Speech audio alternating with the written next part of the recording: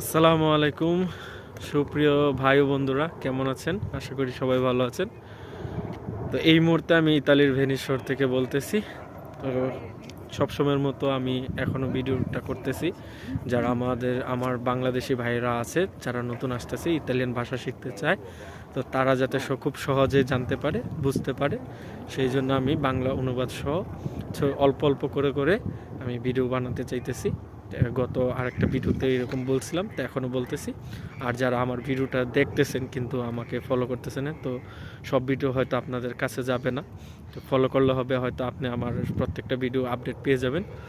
আর share করলে হচ্ছে আপনার বন্ধুবান্ধব যারা আছে তারাও দেখতে পারবে। আপনার যারা ভাই বন্ধু ইতালিতে আছে তারাও একটু উপকৃত হবে।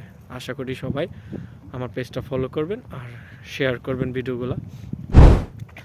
তো কথা না বাড়িয়ে আমি আপনাদেরকে বলতেছি যে আজকে আমি আপনাদেরকে 3টা শব্দ শিখাবো। প্রথমত হচ্ছে যে আমি, এটাকে ইতালিয়ান কী বলে, এবং তুমি, সে, এই 3টা শব্দ আপনাদেরকে আজকে শেখানোর চেষ্টা করব যে ইতালিয়ান ভাষায় এই 3টাকে কি বলা হয়।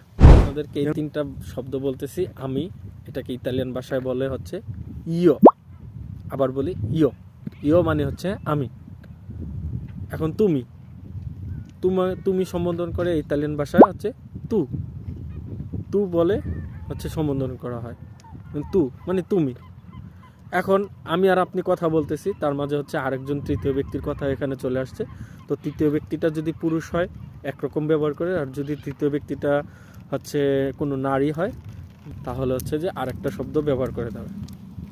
যেমন আমি যদি কোনো পুরুষকে বুঝাই যে সে, তো পুরুষের ক্ষেত্রে হচ্ছে লুই শব্দটি ব্যবহার হয়। আর যদি যাকে আমি আবার বোঝাচ্ছি যে তৃতীয় ব্যক্তি, সে যদি কোনো নারী হয়ে থাকে তাহলে তার ক্ষেত্রে হবে লেই। ওকে, টাটা, আল্লাহ হাফেজ।